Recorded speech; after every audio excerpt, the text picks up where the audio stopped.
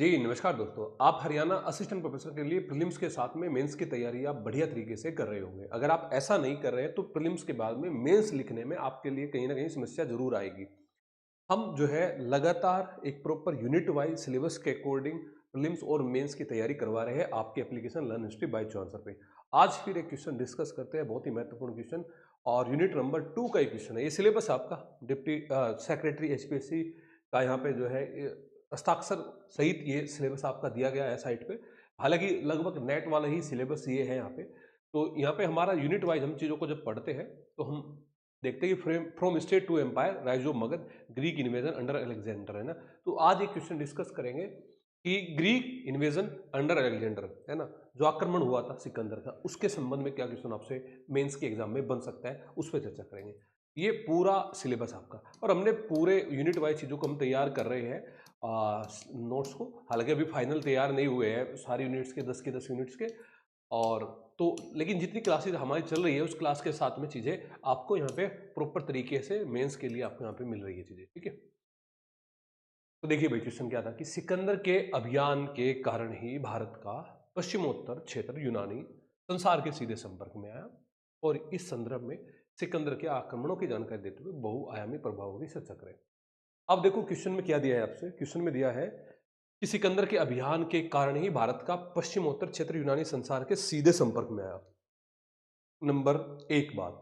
Number दो, कि इस संदर्भ में सिकंदर के आक्रमणों की जानकारी। अब आपने सिकंदर के जितने भी आक्रमण हुए हैं उनकी आपने जानकारी देनी है, फिर इनके प्रभाव पे चर्चा करनी है। तो देखो, सबसे पहली तीन बातें यहाँ पे आपको डिस्कस करनी है। अब जब हम इनका इंट्रोडक्शन लिखते हैं तो इंट्रोडक्शन में किन बातों पे विशेष ध्यान रखना चाहिए आपने दोस्तों, कि 4वीं शताब्दी ईसा पूर्व में विश्व इतिहास में ये बहुत ही महत्वपूर्ण घटना हुई। सिकंदर का उदय और मकदूनिया के छोटे से नगर राज्य से विशाल साम्राज्य तक का सफर किया। क्योंकि हम बात जो है यहाँ पे सिकंदर पे कर रहे हैं, अलेक्जेंडर पे यहाँ पे हम बात कर रहे हैं, तो हमने उसके बारे में एक इंट्रोडक्शन यहाँ पे लिखिया कि भाई ये 4th सेंचुरी बीसी के अंदर एक बहुत ही बड़ी घटना थी, है ना। बहुत बड़ी घटनाएं थी कि एक नगर से साम्राज्य तक का विशाल इन्होंने सफर तय किया।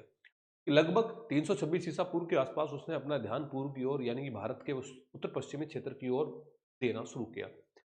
मैंने पहले भी आपको कहा है कि जब भी आप आंसर लिखें और उसमें गुंजाइश हो मैप बनाने की, तो आप मैप बना दिया करें। देखो, हमने इस मैप के माध्यम से पूरा जो चीज़ें हैं कि कहाँ से चल गया सूसा, बैक्टीरिया, गंधार, और फिर ये अंदर, क्योंकि पूरे जो आज का हम भारत की बात करते हैं तो यहाँ तक एंट्री थोड़ा हुई थी। इसका तो जो उत्तर पश्चिमी सीमा प्रांत क्षेत्र है, ये पंजाब से जो लगा हुआ क्षेत्र है, वहीं तक तो इनका अभियान हुआ था। तो हमने पूरा इसको मैप के माध्यम से आपको यहाँ पे चीज़ें बताई है भाई दोस्तों, ठीक है।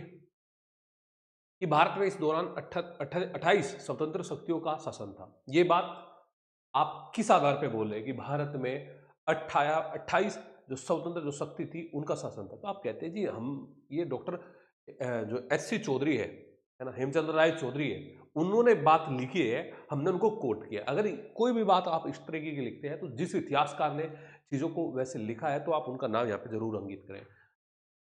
एक छत्र साम्राज्य के अभाव में आपसी फूट जगजाहिर होने और सिकंदर के विश्व विजेता बनने की महत्वाकांक्षा ने आक्रमण के कारण की भूमिका निभाई, है ना। यहाँ पे क्या हुआ, एक छत्र साम्राज्य के अभाव में भारत में उस समय कोई एक ऐसी पावर नहीं थी अकेले, जैसे हम कहते हैं ना कि मौर्य साम्राज्य बाद में चलकर इनके बाद में अब स्थापित होगा, फिर गुप्ता होगा बीच में, है ना। तो ऐसे कोई एक छत्र साम्राज्य के अंदर कोई पावर नहीं थी, आपसी फूट थी सब राज्यों के अंदर, है ना। तब विश्व विजेता बनने की महत्वाकांक्षा, है ना, और जो ये सिकंदर जो विश्व विजेता बनने के लिए ललायत था पूरी तरीके से, तो इसमें उन्होंने काम अपना किया कि दारा थर्ड को परास्त करके यहाँ अस्पेशियनों व नीसा जाति को अधीन करते हुए सिंधु की ओर बढ़ा।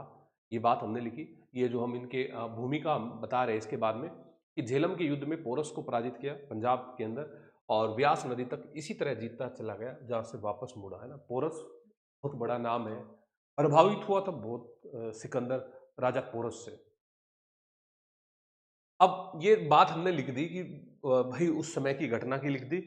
अब हम लिखेंगे इसका प्रभाव क्या पड़ा। तो प्रभाव की जब हम बात करते हैं, क्वेश्चन को हमने यहाँ पे डिवाइड करके हम यहाँ पे पढ़ रहे हैं कि विंसेंट स्मिथ के अनुसार भारत अपरिवर्तित रहा। उस सिकंदर के अभियान के बाद में ऐसा कुछ नहीं है कि बहुत बड़ा कोई परिवर्तन हुआ भारत के अंदर। तो स्मिथ साहब कहते हैं कि भारत जो है यहाँ पे अपरिवर्तित रहा, युद्ध के घाव शीघ्र ही भर गए। दूसरा प्रभाव कि कुछ विद्वानों के अनुसार सिकंदर का आक्रमण न होता तो बड़े बड़े नगर नहीं बसते। अगर सिकंदर का आक्रमण न होता तो बड़े बड़े नगर नहीं बसते। जैसे कि हम कहते हैं कि एरियाना, निकेया, हाइफेसिस वो नगर स्थापित करके गया, तो ये एक प्रभाव पड़ा। भारत व यूनान के मध्य सीधा संबंध स्थापित हुआ, व्यापार वाणिज्य को प्रगति मिली, सांस्कृतिक प्रभाव, यूनानी देवी देवताओं का पूजन बढ़ा हुआ, यहाँ पे इतिहास लेखन की परंपरा की शुरुआत हुई। तो देखो सिकंदर के साथ में कई इतिहासकार थे, है ना, उनसे बाद में भी आए जो लिखा, और यहाँ पे एक इतिहास लेखन की जो परंपरा है वो यहाँ पे डेवलप हुई।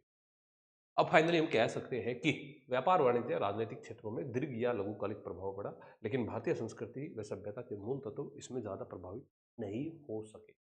तो हमने सिकंदर पे यहाँ पे पूरी बात कर ली है। इस टाइप का क्वेश्चन आपसे सिकंदर से संबंधित बन सकता है दोस्तों। तो आप प्रॉपर एक सिस्टमेटिकल तरीके से अभी से अपना आंसर लिखने का प्रयास करें। ठीक है दोस्तों, यही क्वेश्चन डिस्कस करना था, और आप भी डेली आंसर लिखा करें भाई। धन्यवाद।